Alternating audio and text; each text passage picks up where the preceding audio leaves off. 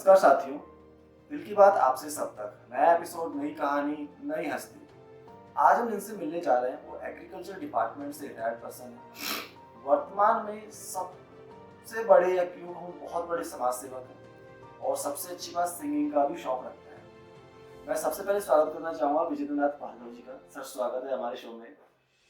और sir basically हमें बहुत अच्छा लगता है जब हम किसी सिंगर से मिलते हैं और स्पेशली समाज सेवक से।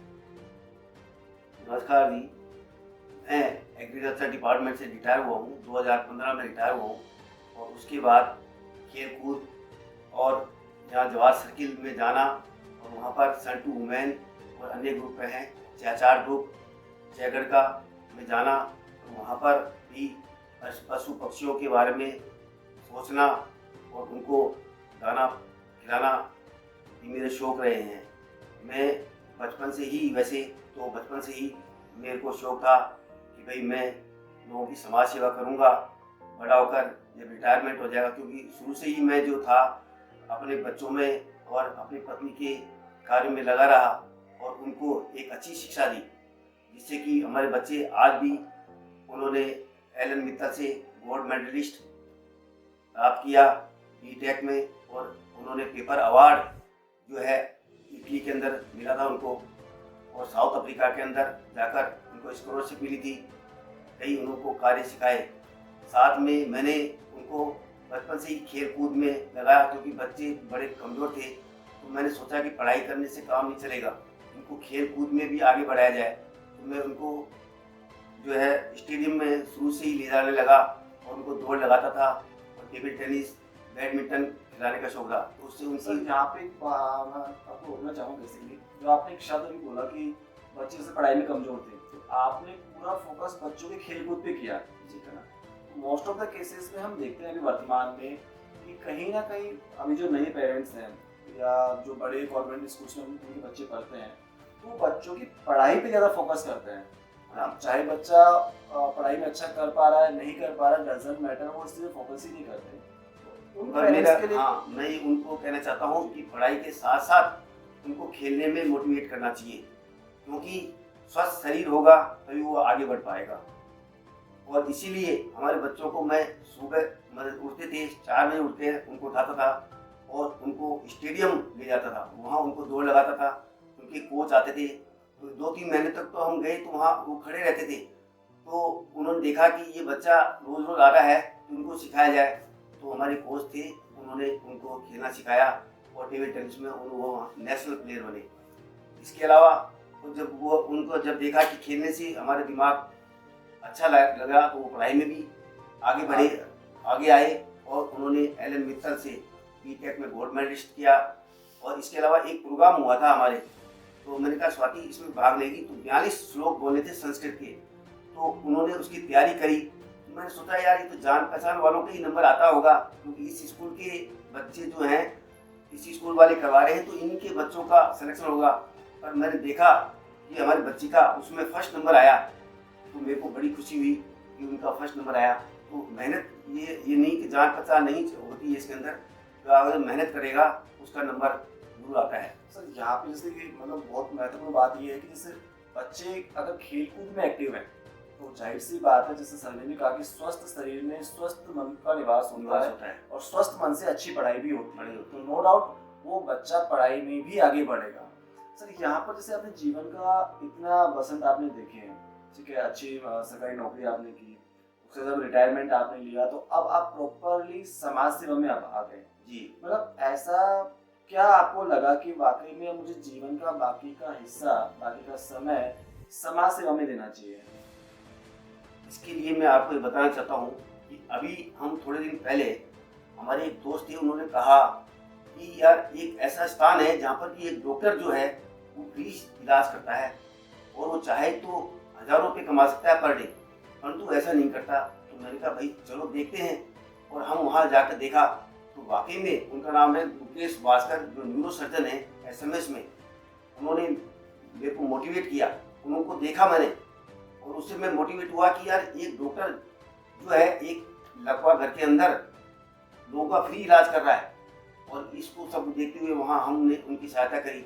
और इसीलिए मेरे को उन्होंने अभी लेटेस्ट 26 जनवरी के दिन उन्होंने मुझे बुलाकर हजारों लोगों के बीच में सम्मानित किया और मुझसे झंझारोड़ किया। इससे मुझे मनोबल बढ़ा कि भाई ऐसा काम करने से आदमी की प्रतिष्ठा बढ़ती है, तो मैंने इस काम को शुरू किया। वाकई में ये बात सही है कि अगर हम समाज सेवा के क्षेत्र में अग्रणी रहते हैं, चाहे एज कोई सी भी हो, चाहे समय कोई सा भी हो, हमें मान, पद, प्रतिष्ठा सब कुछ प्राप्त होता है अगर हम समाज सेवा के क्षेत्र में अग्रणी हैं। और सबसे महत्वपूर्ण बात, जो समय हम वेस्ट कर रहे होते हैं चाय की थाली में बैठ के, चाय सुट्टे के अंदर, हमारा वो कीमती समय भी हमारे समाज के अंदर हमारे द्वारा किए गए योगदान से महत्वपूर्ण क्षेत्र में आगे बढ़ता है। मतलब यूं कहूँ कि हम समाज में के अभिन्न अंग हैं, समाज में और भी लोग रहते हैं। अगर हमारी मदद से किसी और का भला होता है तो मुझे नहीं लगता है इससे बेहतर कुछ और हो सकता है। सर एक बात यहाँ पर मैं आपसे जानना चाहूँगा, जैसे आपका जिस समय में आपका सिलेक्शन हुआ जॉब के लिए और आज वर्तमान में बहुत से बच्चे जो कोचिंग इंस्टीट्यूट्स में तैयारी कर रहे हैं सरकारी नौकरी की, ताकि कोई भी अच्छी से सरकारी जॉब उनकी लग सके, क्या अब जैसे आपने ये भी कहा कि आप पढ़ाई में एवरेज थे, इतना कुछ होशियार भी नहीं थे पढ़ाई के अंदर, फिर भी आपने सरकारी जॉब आपको लगी आपको, तो उन युवाओं के लिए क्या कहना चाहेंगे जो मतलब दिन रात इसी तनाव में रहते हैं कि मेरी कैसे भी करके सरकारी नौकरी लग जाए? तो इसके लिए मैं उनको चाहूँगा कि अपना मनोबल को बढ़ाएं और उनसे कहूँगा कि उठो, जागो और तब तक मत रुको तब तक मंजिल प्राप्त न हो जाए। और जीवन में मुसीबतों का आना जाना तो लगा ही रहता है। इन मुसीबतों से निपटने के लिए अपने साहस रखने की जरूरत है, वहीं जीवन को सफल हो पाता है। और जो आपकी कमियां बताता है, उस कमियों को दूर करने के लिए आपके कई सहायक मिल जाते हैं। उन सहायता अपने दोस्त, ऐसे दोस्त बनाओ जो आपकी सहायता करते हैं। और अपने अंदर के बच्चे को कभी भी मत मरने दो। अपने मन, शरीर और आत्मा को स्वस्थ रखना आपका कर्तव्य है। अगर मन स्वस्थ और शरीर रहेगा, मन स्वस्थ रहेगा तो आप आगे बढ़ सकते हैं। सर यहाँ जैसे आप सिंगिंग का शौक भी आप रखते हैं, और जैसे आपका एक ग्रुप भी है जो संगीत के क्षेत्र में कार्य कर रहा है, मतलब आपके फ्रेंड सर्किल भी सिंगिंग के क्षेत्र में है, तो वो जो आपके फ्रेंड सर्किल है और जो अभी काफ़ी शौकिया लोग भी होते हैं जिनको सिंगिंग का शौक होता है, वो भी लगता है कि हमें सिंगिंग के क्षेत्र में आगे बढ़ना चाहिए, तो क्या वाकई में सिंगिंग से आपको कुछ मतलब मानसिक शांति प्राप्त होती है? जी हाँ, बहुत मानसिक शांति प्राप्त होती है। इसीलिए जयपुर के अंदर ही अपने कम से कम 10-15 ग्रुप खुले हुए हैं।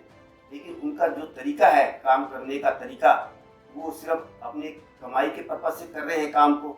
और लोग रुपये दे देकर 2-2 हज़ार, 2,500 रुपये देकर एक सिंगिंग गाते हैं। उनका वहाँ पर कोई मान सम्मान भी नहीं होता है। इस सब को मैंने देखा तो मैंने सोचा क्यों नहीं यार अपने इस काम को करें। और मैंने अपना संकल्प गायन समूह खोला और मैं पिछले 3 बार मैं फ्री और पोस्ट इस ग्रुप को आगे बढ़ाने के लिए यहाँ पर घर पर बुलाकर, अपने घर पर बुलाकर जो है मैं उनके ऑडिशन लेता हूँ और अच्छे सिंगरों को ढूंढता हूँ और नए लोगों को भी मैं इसमें चांस दिया है ताकि वो आगे बढ़ सकें।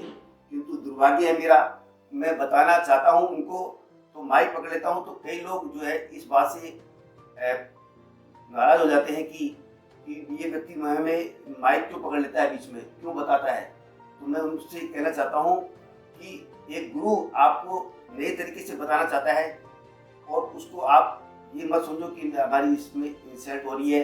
उनको बताने दो, उनका एक अलग तरीका है बताने का और इससे आप आगे बढ़ पाते हैं। ये वाकई में सही बात है कि हर गुरु का अपना तरीका होता है अपने शिष्य को पढ़ाने का, सिखाने का। कोई प्यार से सिखाता है, कोई गुस्से से, कोई डांट कर।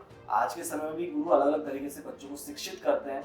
और जैसे कि सर ने कहा कि जब कोई गा रहा होता है तो बीच में जाकर उसका माइक पकड़ लेते हैं बिकॉज उनको लगता है कि कहीं वहाँ पर मिस्टेक है, उस मिस्टेक को सुधारने के लिए ऐसा करते हैं। बट इंसानी नेचर, हमें ईगो हर्ट हो जाता है, हमें बुरा लग जाता है। कई लोग मेरे ग्रुप को छोड़ देते हैं सर इस ये वाकई में सच है कि हम शिक्षा जहाँ हमें मिल रही है वहाँ हमें सहन करना भी सीखना आना चाहिए। और जो गुरु सिखाता है ना तो मारता भी है, और उसकी मार कभी बुरी नहीं होती, आपको आगे बढ़ाने के लिए होती है, आपको सिखाने के लिए होती है।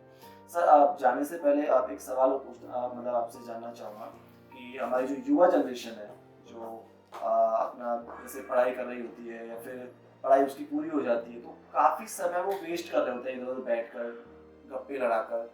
उस युवा जनरेशन के लिए क्या कहना चाहेंगे कि वो अपने देश, समाज और परिवार के हित में भी अच्छा कार्य कर सके?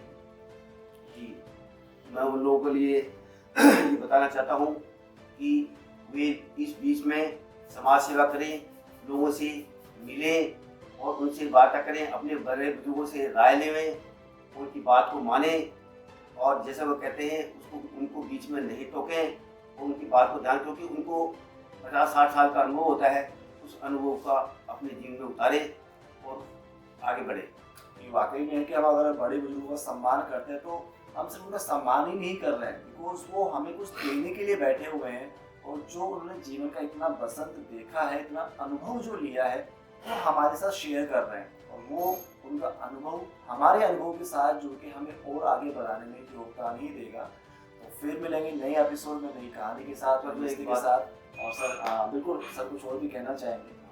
हमारे ग्रुप के मेरे को देखकर मेरे कार्यों से प्रभावित होकर हमारे 2-3 जने जो हैं इसमें बहुत प्रभावित हुए हैं और उन्होंने मेरे को कहा कि हमारे बच्चे की बर्थडे जो है हम वृद्धाश्रम में मनाएंगे और उस वक्त उनके बच्चे की तबीयत खराब थी, तो उन्होंने मुझे कहा कि यार मेरी बच्चे की बर्थडे वृद्धाश्रम या आत्मनिर्भर वृद्धाश्रम में उनको बनाओ। तो मैंने वहाँ जाकर उनको आशीर्वाद दिलाया और उन्होंने कहा कि कई लोग होते हैं जो होटलों में जाकर अपने बच्चे की बर्थडे बनाते हैं और बेकार पैसा खर्च करते हैं, उसमें तो सिर्फ 3-4 लोग ही खुश होते हैं और यहाँ जाकर आप कर रहे हैं सर, आप बहुत अच्छा कार्य कर रहे हैं। और उनकी बर्थडे बनाई मैंने तो बड़ी प्रसन्न हुई और उनको उनका आशीर्वाद दिलाया। तो मैं ये कहना चाहता हूँ कि कई लोग जो अपनी बर्थडे या शादी ब्याह करते हैं तो उन लोगों को ही बुलाते हैं जो पहले से सक्षम है। आप उन लोगों को बुलाओ जो जानते नहीं खुशी क्या होती है। अपन को उन लोगों को खुशियाँ देनी है जो जानते नहीं है कि खुशी क्या होती है। वो जानते नहीं कि बादाम क्या होता है, बादाम को तो घाटे कहते हैं।